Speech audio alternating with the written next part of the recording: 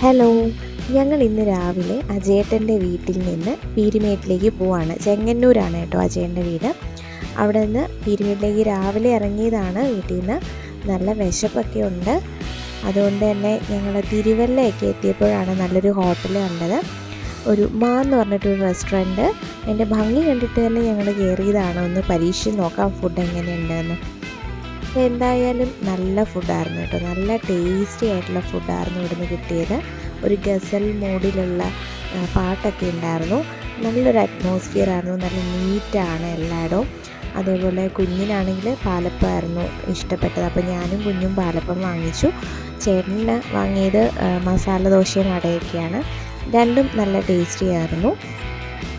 അങ്ങനെ നല്ല രാവിലെ തന്നെ നല്ല ഫുഡ് കഴിച്ചതിൻ്റെ ആ ഒരു ആത്മസംതൃപ്തി ഉണ്ട്.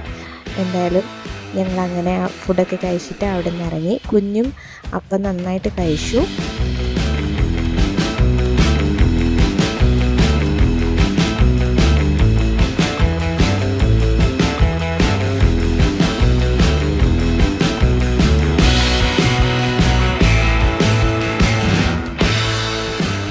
അതിനുശേഷം ഞങ്ങൾ വീണ്ടും അവിടെ നിന്ന് യാത്രയാവുകയാണ്. ഇനി അവിടുന്ന് റൈറ്റിലേക്ക് നമ്മൾ ടേൺ ചെയ്ത് പോകുന്നത് ബൈപ്പാസിലേക്കാണ് കയറുന്നത്. കുമ്മളിയിലേക്ക് പോകുന്ന ബൈപ്പാസ് റോഡിലേക്ക് തിരിഞ്ഞു. ഈ ബൈപ്പാസ് ചെന്ന് കയറുന്നത് ചരിത്രപ്രസിദ്ധമായ കോട്ടയം കുമ്മളി റോഡിലേക്കാണ് കേട്ടോ. ഈ ഒരു ബൈപ്പാസിൻ്റെ ഒരു ഭംഗി, അത് രാവിലത്തെ സമയത്തൊക്കെ പോകുമ്പോഴത്തേക്ക് നല്ല ഭംഗിയാണ്. രണ്ട് വശത്തും പാടമാണ്. പക്ഷേ ഒരൊറ്റ പ്രശ്നമുള്ളൂ, രണ്ട് സൈഡിലും നിറച്ചും വേസ്റ്റും കൊണ്ടിട്ടിട്ടുണ്ട്. ആ ഒരു പ്രശ്നമുണ്ട്. അത് അധികൃതരത് കൃത്യമായിട്ട് നോക്കുകയാണെന്നുണ്ടെങ്കിൽ ഈ ഒരു ബൈപ്പാസ് റോഡ് നല്ല നീറ്റാക്കി ഇടാൻ പറ്റുന്നതാണ്.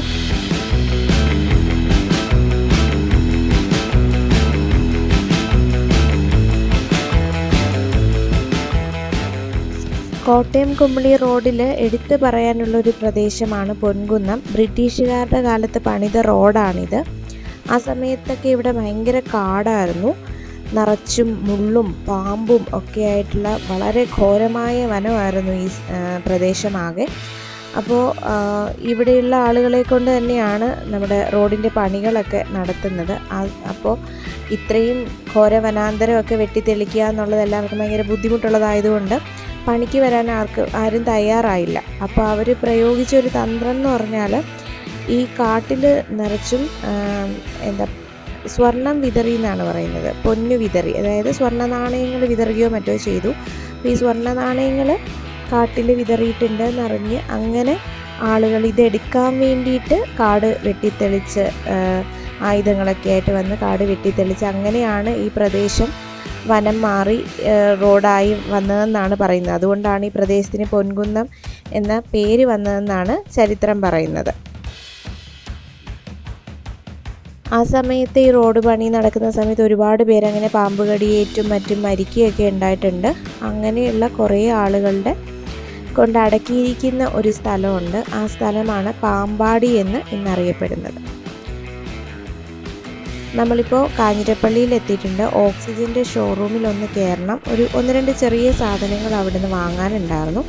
അപ്പോൾ അവിടെ കയറി സാധനങ്ങളൊക്കെ വാങ്ങി നമ്മൾ വീണ്ടും യാത്ര തിരിക്കുകയാണ്. അപ്പോൾ നമ്മൾ മുണ്ടക്കയൊക്കെ എത്തിയപ്പോഴത്തേക്കും കുഞ്ഞ് ചെറുതായിട്ടൊന്ന് മയങ്ങിയത് കൊണ്ട് എനിക്ക് അവിടുത്തെ വീഡിയോസൊന്നും എടുക്കാൻ പറ്റിയില്ല. അപ്പോൾ നമ്മൾ മുണ്ടക്കയൊക്കെ കഴിഞ്ഞ് മല കയറുകയാണ്. ഇപ്പോൾ കോടമഞ്ഞ് ഇറങ്ങുന്നുണ്ട്.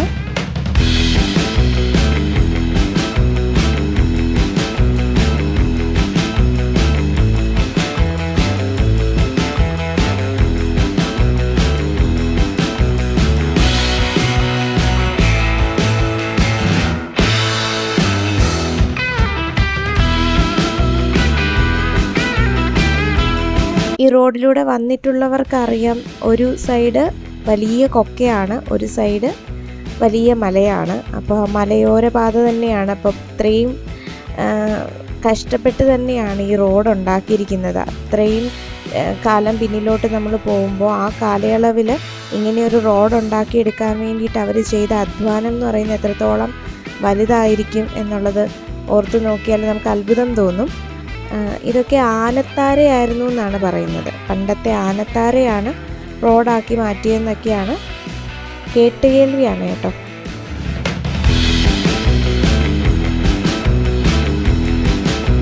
മഴക്കാലമായി തുടങ്ങിയാൽ പിന്നെ എപ്പോഴും ഉരുളുപൊട്ടലും മണ്ണിടിച്ചിലും ഒക്കെയുള്ള പ്രദേശമാണ്. കഴിഞ്ഞ മഴയിൽ ഉരുളുപൊട്ടിയ ഒരു സ്ഥലത്തൂടെയാണ് നമ്മളിപ്പോൾ കടന്നു പോയിക്കൊണ്ടിരിക്കുന്നത്. അങ്ങ് ദൂരെ മലനിരകൾ കാണാം, മഞ്ഞ് മൂടി കിടക്കുകയാണ്.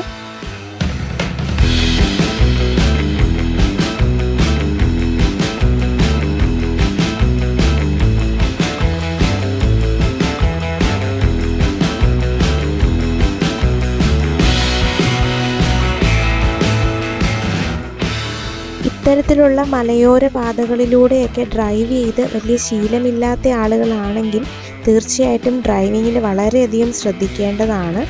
ഈ ഒരു പ്രദേശം എന്ന് പറയുന്നത് നമ്മുടെ ഒരു കുട്ടിക്കാനം, കടുവാപ്പാറ, ഈനമുണ്ടക്കയം ആ ഒരു പ്രദേശങ്ങളിലൊക്കെ എപ്പോഴും ആക്സിഡൻറ്റ് നടക്കുന്ന സ്ഥലമാണ്, പ്രത്യേകിച്ചും ശബരിമല സീസണിൽ. അത് ഡ്രൈവിങ്ങിൻ്റെ പ്രശ്നം കൊണ്ട് തന്നെയാണ്. പിന്നെ ശബരിമല സീസൺ ആകുമ്പോഴത്തേക്കും മിക്ക ആളുകളും ഉറങ്ങിപ്പോകുന്നത് കൊണ്ടുള്ള പ്രശ്നങ്ങൾ ഉണ്ടാവാറുണ്ട്. അങ്ങനെ ആക്സിഡൻറ്റ്സ് ഉണ്ടാവാറുണ്ട്. പലരും ശ്രദ്ധിക്കാതെ ഡ്രൈവ് ചെയ്യുന്നത് കൊണ്ട് ആക്സിഡൻറ്റ് ഉണ്ടാവാറുണ്ട്. എപ്പോഴും നമ്മുടെ ഡ്രൈവിങ്ങിൽ ശ്രദ്ധിച്ചു കഴിഞ്ഞാൽ ഈ പ്രദേശത്തൂടെ നല്ല രീതിയിൽ നമുക്ക് കടന്നു പോകാൻ പറ്റുള്ളൂ എന്നുള്ള കാര്യം ഒന്ന് ഓർമ്മപ്പെടുത്തുകയാണ്.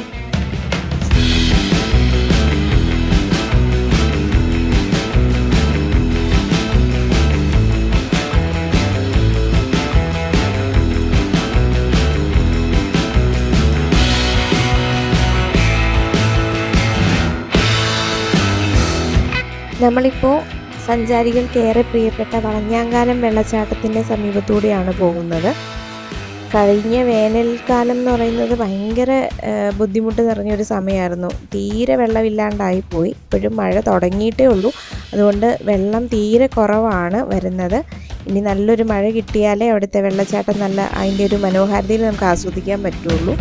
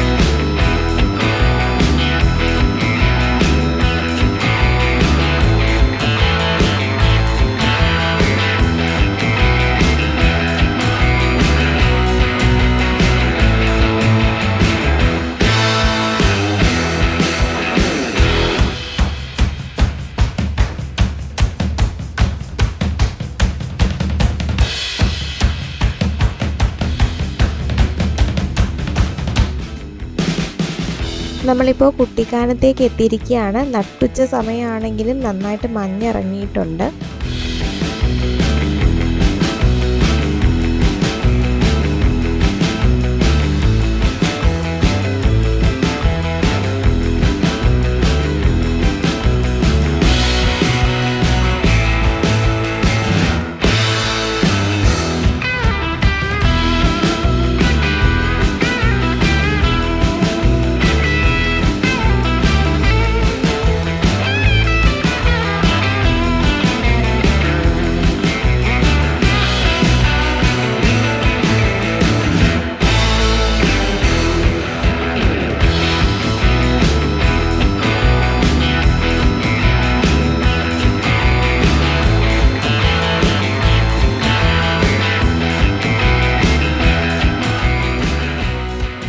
ഇവിടേക്ക് വരുന്ന സഞ്ചാരികൾക്ക് താമസിക്കാൻ ഒരുപാട് റിസോർട്ടുകളും ഹോം സ്റ്റേകളും ഒക്കെ ഉള്ള സ്ഥലമാണ് കുട്ടിക്കാനം.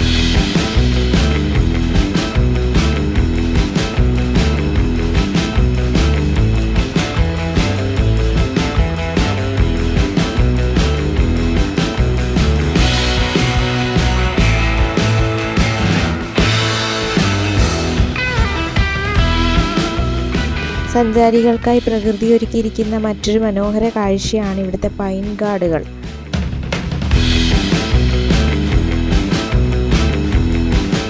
മേലെ കാണുന്നത് ഒരു സ്കൂളാണ്, മരഗിരി സ്കൂൾ. ഇവിടെയാണ് ഞാൻ പഠിച്ചത്.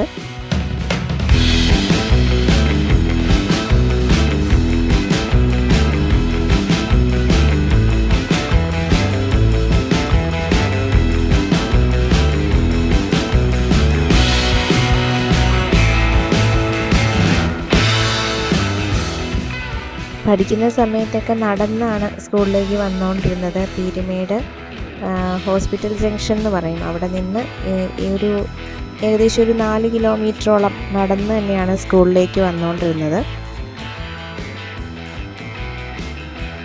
ഈ പ്രദേശങ്ങളിലൊക്കെ ഇപ്പോൾ ഒരുപാട് സ്കൂളുകളും കോളേജുകളും ഒക്കെ ആയി. മലയുടെ മുകളിലൊരു സ്കൂളുണ്ടായി, HRD സ്കൂള്. അങ്ങനെ നമ്മൾ വീട്ടിലെത്തി. വീടിൻ്റെ വരാന്തയിൽ നിന്നുള്ള മനോഹരമായ കാഴ്ചയാണിത്. അപ്പോൾ കൂടുതൽ വിശേഷങ്ങളുമായിട്ട് അടുത്ത വീഡിയോയിൽ കാണാമേ.